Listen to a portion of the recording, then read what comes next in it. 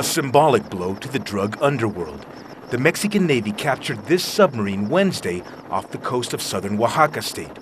Fully loaded, it could carry 10 tons of cocaine, a street value of $250 million. The detained crew members claim they were kidnapped and forced to pilot the vessel. By capturing the submarine, President Felipe Calderón hopes to send a strong message to cartel leaders.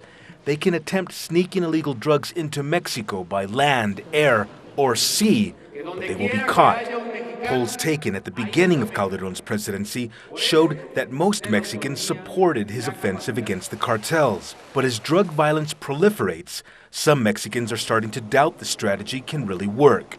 No matter how many millions of dollars we get of help or how many soldiers they send to fight, it's never going to be over because the government or some parts of the government are colluded with the narcotraficantes. In terms of security, I think we're worse off because there's more violence and more people getting hurt. Felipe Calderón took office 2 years ago after a hotly contested presidential election. Since then, he's made fighting the drug war his top domestic policy, deploying 25,000 troops to regions most affected by the violence. But the bloodshed continues. Under Calderón, drug violence has killed nearly 5,000 people.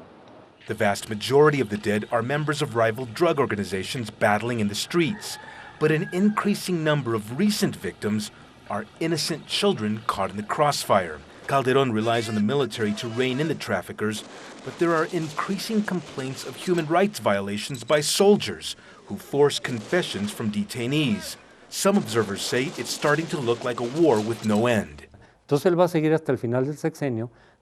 going to keep this up until the end of his 6-year term in 2012. In any case, it's becoming apparent that he will not win this war. He's already sending messages that we won't see the fruit of this battle until after his term ends. Calderón's drug war is made all the more difficult by Mexico's weak justice system. The president says he's ridding federal police agencies of corrupt officers and will install judicial reforms to help jail cartel members. But as the president's crackdown prevents some drugs from entering the United States, many narcotics are staying in Mexico. That's producing more addicts and further stressing the country's already strained law enforcement agencies. Franc Contreras, Al Jazeera, Mexico City.